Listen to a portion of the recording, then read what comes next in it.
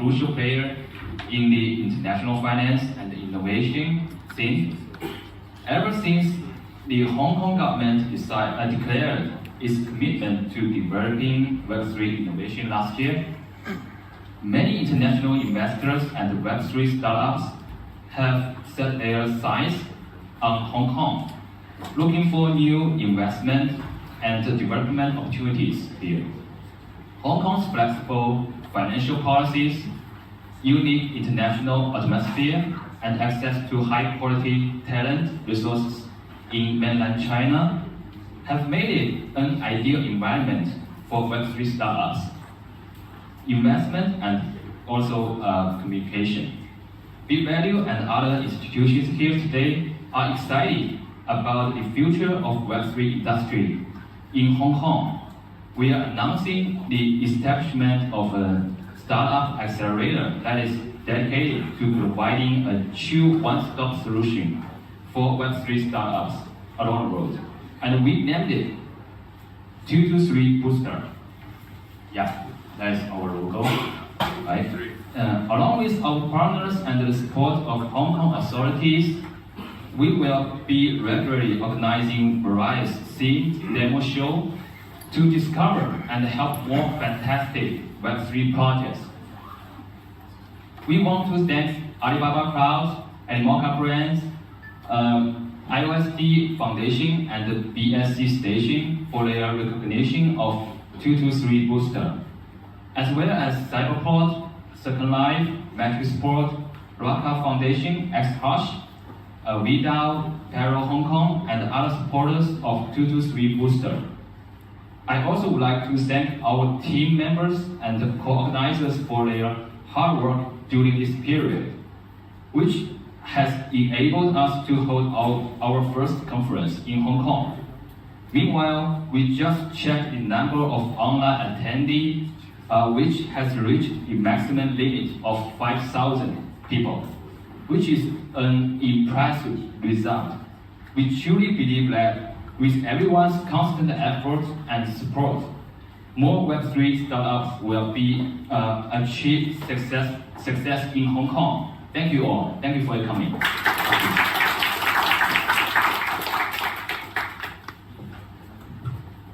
All right. Thank you, Sean, for your wonderful speech. And we are actually live streaming on the metaverse right now, and which my phone actually exploded yesterday, and with 100K registration for the metaverse part.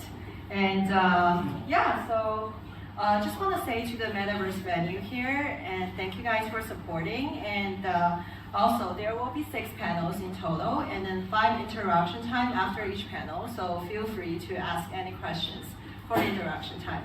So let's get started with our first panels. So we have Alibaba Cloud, Cyberport, HKBC, IOST, and HashKey.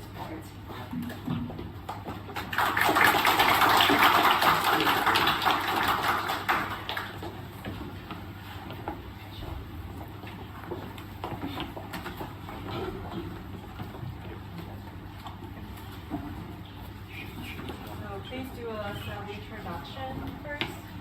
Okay, hello, and hello everyone. This is Kevin from Alibaba Cloud Intelligence Hong Kong, and I'm engaged in providing the cloud services and technical support for the enterprises and Web3 industry.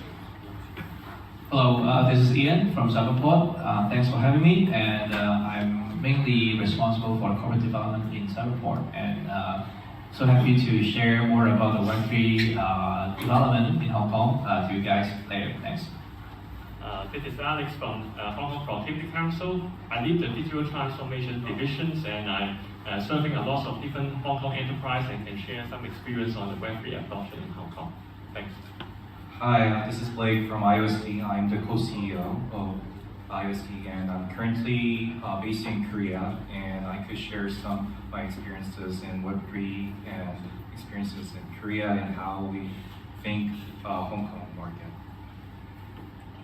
Hi, my name is Carmen. I'm from BitValue. I'm the director of the private wealth segment. So my company is doing wealth management on digital assets. So I would like to share more today on how to invest more digital assets in Hong Kong. you.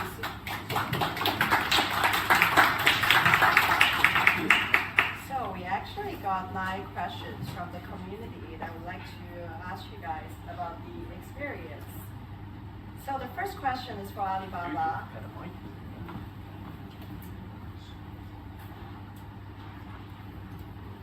So the first question is for Alibaba Cloud. And what are the challenges and opportunities when transitioning from Web2 to Web3? And how can individuals and organizations better prepare in their transition? I think the transition from Web2 to Web3 poses the challenges related to technical skills and regulatory compliance, and also maybe the mindset transfer towards the decentralization, from the centralization to the decentralization. For how to better prepare for this transition from Web2 to Web3, individuals and organizations should focus on upscaling their in the areas such as the blockchain technology, and also cryptography, and also maybe smart contracts and others, as well as seeking the advisory and the guidance from the industry experts, and also maybe from engaging in the community building activities.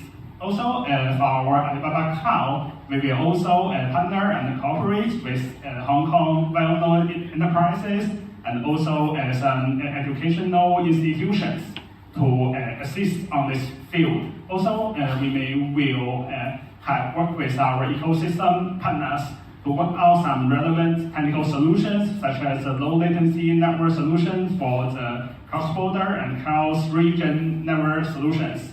Also, we will hold some marketing events regularly to provide the communication channel for the individual and the organizations to support for this part.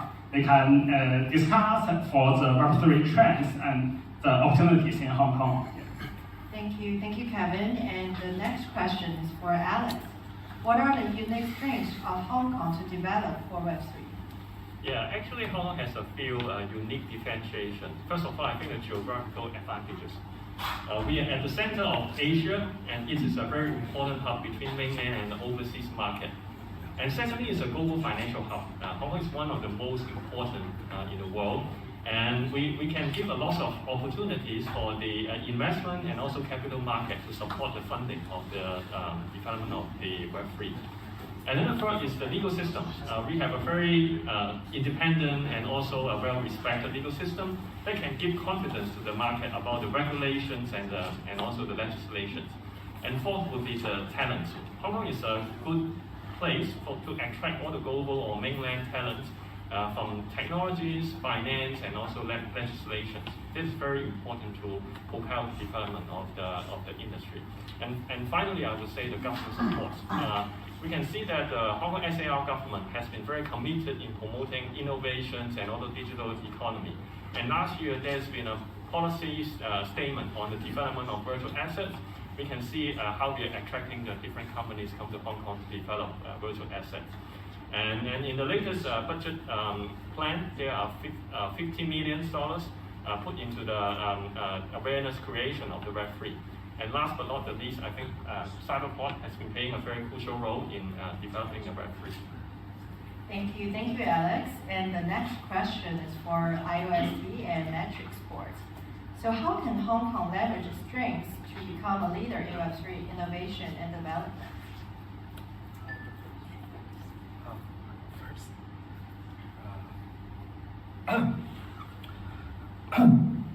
Actually, you already mentioned most of the things that I wanted to highlight, so I'm a bit.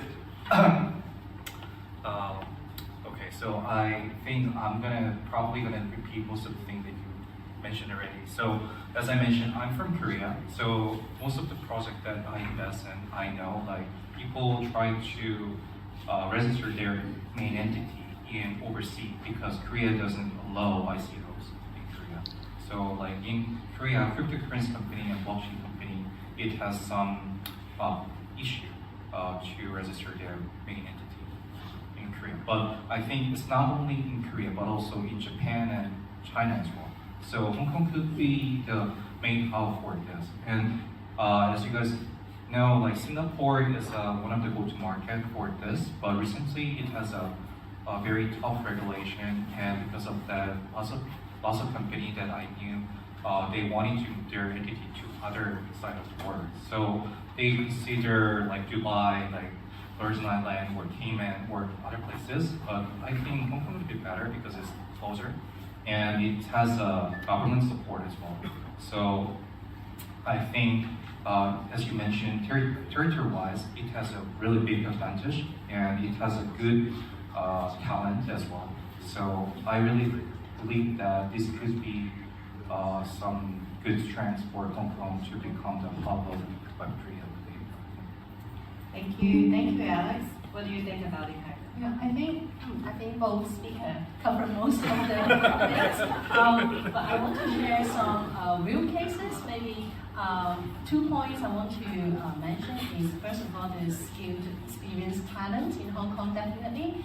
In finance, business, and technology. So like our field today is Web2 to Web3. So for example, myself, I come from banking, from industry for more than 13 years. So now I'm in digital side. So I'm also from Web2 to Web3. So I think Hong Kong got a lot of well-prepared talent from finance to technology will be a very good transformation. And the second is really the location. I think past few weeks ago, Hong Kong got a Web3 week. I see many projects from China and many VC funding from overseas. So that will be a very good collaboration, and Hong Kong is a really good hub to matching all the business and investors. Thank you. And the next question is for Cyberport Ian. I think I'm the lucky one. So what role can Cyberport play in promoting Web3 adoption and development? Okay, I think as a digital economy flagship in Hong Kong, I think in the past 20 years, this year actually is our 20th anniversary. So in the past 20 years, Cyberport is aiming to promote and develop the IT sector and the industry in Hong Kong. This is the key objective that we want to be an IT hub for bridging Hong Kong to international market and mainland. So in the past 20 years, we're focusing on a few pillars just like digital entertainment, fintech, and actually we're one of the key community in fintech. We have like over 100 fintech companies in the community, and digital entertainment and smart living. Now we go to Web3, and we are lucky that government allocate 50 million Hong dollars for us to build a Web3 hub at Cyberport. That is a very significant proof for Hong Kong government or maybe Hong Kong to develop this sector. So I think Cyberport will trying to focus on 3 directions for setting up this Web3 hub at Cyberport. The first one would be like the talent cultivation, because talent is everything. If we develop an industry without talents, then it's meaningless. So we will try to attract a lot of talents, no matter it's a leading industry like you all to Hong Kong, come to Hong Kong from overseas or from mainland, and we will try to educate more young talents from university, and we try to organize different classes or maybe some workshops to nurture more talents in this industry. And the second direction will be the industry development. I think we have to connect the Western Web3 community and the Eastern community together in Hong Kong, and we try to build up more opportunity, no matter it's business opportunity, collaboration in Hong Kong for Web3. So and the last one will be the public awareness, because actually I think still maybe even in the industry you do not know much about Web3. So not to mention for the public. For the public, they feel that it's stranger for Web3. So we still have to bear the responsibility to take the lead to educate the public what is Web3, how they can use this infrastructure like blockchain or maybe the technology to enhance the quality of life or maybe enhance your business efficiency. I think this is the role of Cyberport. Thank you, Ian. And the next question is also for you. Okay. So what kind of support and assistance can Cyberport provide to a globalized Web3 industry? Oh, okay. Get along with that three directions I mentioned. I think in general we are lucky that government allocated $50 million for us, and then we were trying to utilize those budget to benefit the ecosystem. So I think the services that we want to provide to the Web3 will be one-stop services. Because actually from business registration, open bank accounts, no matter even some of the Web3 companies, they want to move to Hong Kong. They even have a lot of personal needs, like how to get their children from mainland and try to find international school for them, or maybe how they can find a house. That we want to provide, no matter it's a business or maybe personal needs, we want to provide a one-stop solution to all the Web3 companies come to Hong Kong and join our community. And of course, one of the key functions of Cyberport, or maybe the value added, will be the ecosystem that we built. Because in the past times, in Cyberport, actually we are building up the ecosystem for the entire INT sector. So for Web3, we want to do that, just like in short, we have like a CXN, Cyberport X Network. That is Cyberport Enterprise Network, Cyberport Professional Networks, Cyberport Technical Networks, and Cyberport Investment Network. That is like around the entire ecosystem that we want to provide, like cash flow, capital, how to make it venture capital, and maybe the how to make business, how to connect them to enterprise to have more business for Web3. For professional services, then maybe we will try to provide some audit services, professional consulting services to the Web3 company, and lastly, and the technical, how to bridge up all the technical vendors to help our Web3 startups. So I think this is kind of service that we provide. Thank you, Ian. And the next question is for Alex. So how can HKPC contribute to the promotion and advancement of Web3 technologies and practice in Hong Kong? And what specific support and innovative can HKPC provide? Yeah, so thanks for the question. So I think there are two dimensions. One is the applications, another is similar to Ian said, is awareness. So first of all, for the applications, I want to share my view that Web3 is not just about crypto or maybe NFT, but it can also be a lot of application that small and medium enterprise can use. So for us, HKPC, can you hear me? Yes, okay. For HKPC, the main role is to drive technology adoption, and we believe Web3 is something that everyone, even though it's a small company or large enterprise, they can use. For example, in logistics, warehouse, we can make use of blockchain and smart contract that can make the whole supply chain management more transparent. And then another side is adopt into industrial metaverse.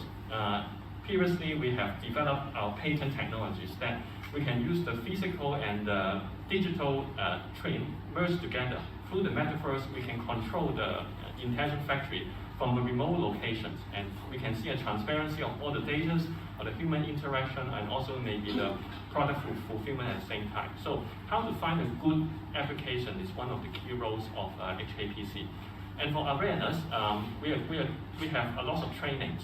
Since 2021, there has already been 600 people trained on the Web3 technologies. For example, NFT, Metaverse, AR, VR, etc. And for the coming July and September, we will have a free GSP program, which is a lot of awareness creation workshop, and also maybe visit to Web3 company as well. So I think HKPC can do a lot in all these awareness creation together with Cyberport, and how to drive the industry adoption. I think it's a key role for HKPC.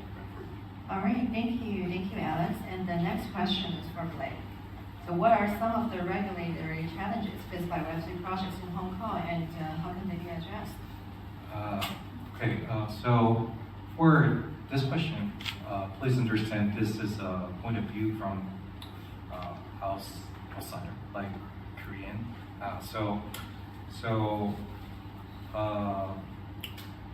There are lots of companies who consider Hong Kong to register their entity. So I'm trying to telling their concerns and their issues. So, for example, so at this moment, so it could be related to AML and CTF measure. So Hong Kong should establish robust KYC process and could monitor a system to prevent this type of thing first. This could be one. And number two is related to banking and P2P area. So sometimes, okay, I'm going to mention the last one first. P2P and banking, and plus collaborate with accounting and audit company. So like in digital asset company, crypto company, it's hard to measure and hard to like how did they do actually in terms of accounting, and it's sometimes hard to audit their whole year. So like if this could be well managed and supported by Hong Kong government and the firms based in Hong Kong, then it could give lots of benefit to the people who consider to enter into Hong Kong market. Because, for example, like one of my friends' company, they want to register their receipts in Cayman, and they struggle to find their admin in Cayman, and they spend lots of money and time, and it takes more than 6 months to complete the process. Not really counting 6 months, it actually took more than 1 year to complete all the process and start their own business there. So like if Hong Kong could minimize this process and support this well with a related company, then I think it could give a lot of benefit to the project who consider to enter into Hong Kong market. Thank you, Blake. Thank you. And the last question is from Hyman. So how can Hong Kong balance the need of regulatory oversight with the desire to foster innovation and growth in the Web3 industry? Yeah, I think first of all, we can take a risk-based approach. So for different Web3 projects, we can find the uniqueness of each project and the risk. For example, set up different framework for different categories. For example, infrastructure, payment solution, asset management, or tokenization. So they are all different categories. If we can set all different framework for them, so it will be easy for each category solution to step forward. The second is to have a collaborative and consultative approach to work close with the industry and the stakeholder, and to develop a policy that can balance both innovation and regulations. Because I think the clear regulations and consistent one will give more confidence to the investor and business to drive further. And the last thing is international collaborations. So we can also to speak to more international organizations, so help to set a policy or a global standard to in line with the whole industry. Thank you, Hyman. That's all for the communities, and also the Lightbox just sent one of the questions. I'd like to ask the point of view from all you guys. Hong Kong is more like a traditional financial center, and will the entering of Web3 be conflict with the traditional financial department? Do you guys want to share some thoughts on that?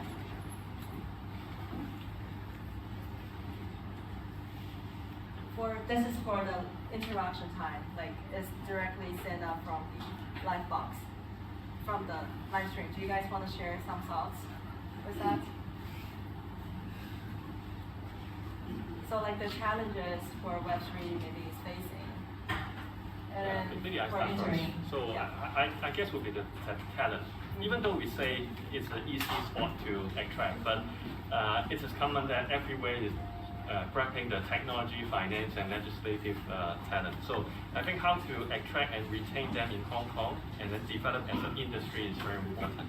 And then another thing is the massive adopted applications. I think if we want to have Web3 to be a new standard or new world for everyone, the key applications that even mom and pop shop or my mother will use is very important. If we just stick at the digital wallet into some financial professional, I think we can't call it Web3. It is still a niche project. So I think if we really want to make it a project, we need to have a use case that everyone uses daily.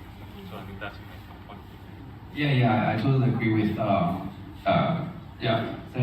I think government is already technically to build up some use case and trying to let the Hong Kong public and maybe the market, the industry, how we can ride on Web3 in technology to make it more in a more to have more use case in the daily life, just like the tokenization of the green bond, and even I heard actually Hong Kong FinTech Week there is an NFT solution that using NFT technology in Hong Kong FinTech Week. So I think this is how the government take the lead to educate the market to showcase some of the daily life use case for using Web3. So this is very important. Maybe I share my point of view on investing in digital asset and cyber security is very important because digital is also about, for example, when we say investment, how much you invest is also equally important to how many security you have in your wallets, right? So I think the awareness on the security is also important, and this is also how we are challenging, facing at the moment. How to increase the awareness and how to upgrade the maybe the program or the software of the company or the blockchain even to avoid the hacking. Do you guys want to share more?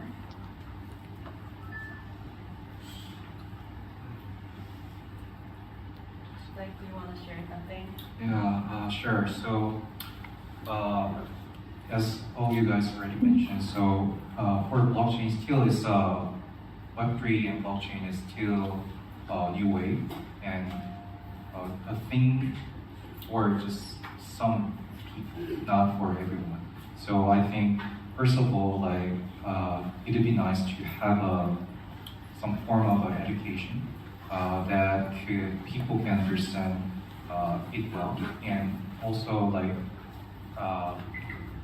it should tell the people that it has a risk too. Like when we go to this type of event, then we always highlight the bright future, but at the same time we need to tell the people that there is some risk at the same time. So I think like it would be something that we didn't highlight till now, but I think like we need to tell people about how they could embrace this challenge well, and how they could collaborate with global teams as well and in Hong Kong.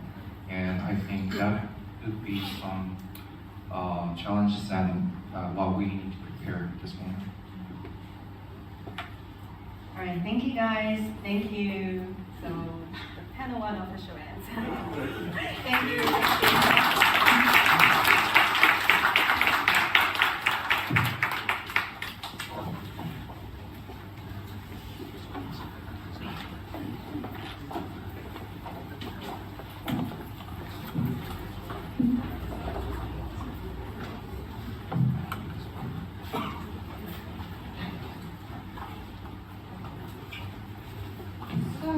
Now is for the panel 2 time. We have Animoca Venture and BitValue Capital and CSCS and XHash. Please come to the front.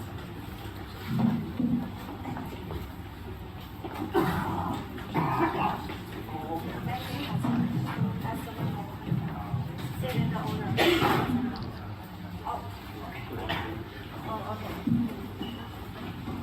So maybe we may wait for another 1 minute.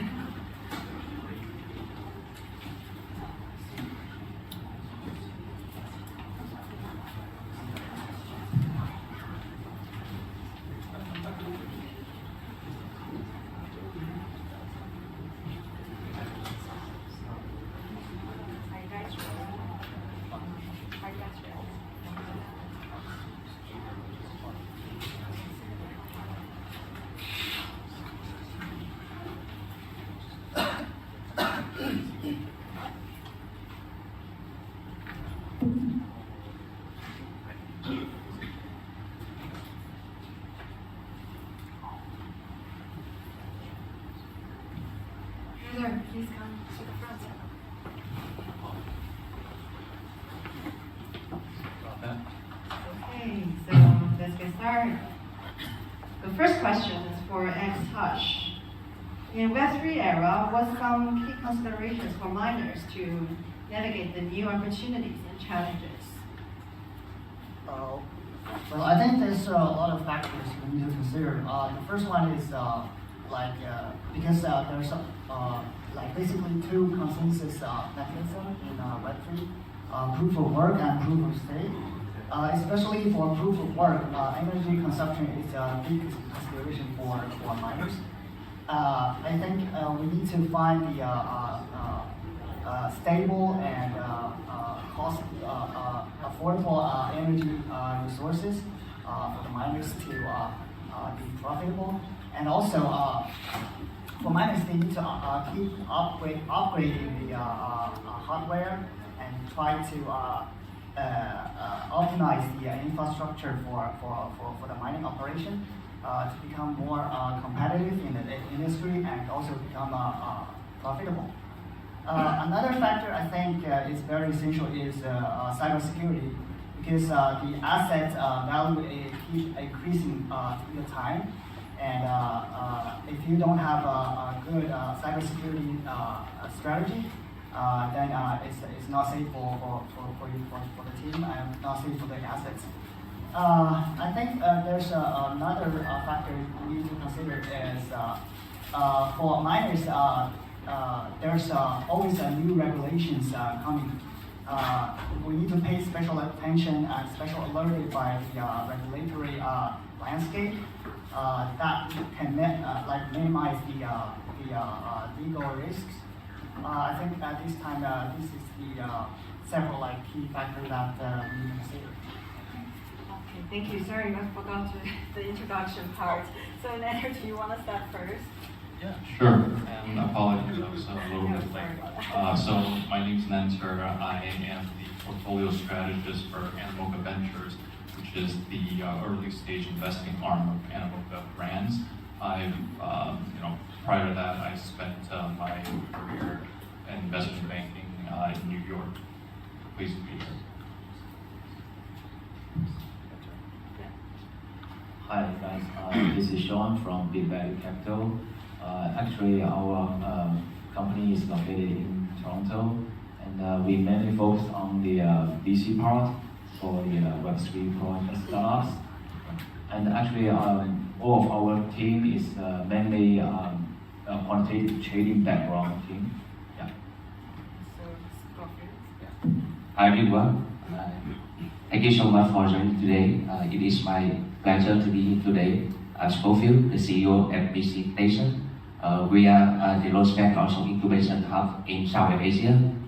Today I hope that I can share more information about the Web2 to Web3 and share more information about how BSC Station support for the Web3 project. Thank you so much. Oh, actually, Frank, can you introduce XHash to us? Yes. Hello everybody. I'm very happy to join today's panel discussion. I'm Frank from XHash. XHash is a Web3 infrastructure platform. We basically provide staking service and also multi-chain API service for the app developers. For the staking service, we provide two products. One is non-custodial staking service. Another one is liquid staking service. Back in 2018, actually our team is mainly from Ethereum mining pool team. We started Ethereum mining pool in 2018, and we have like 5 years of experience in node operation. So I think through our experience and our technology in Web3 era, we can provide the stable and high APR staking service for our customers. Oh, okay. So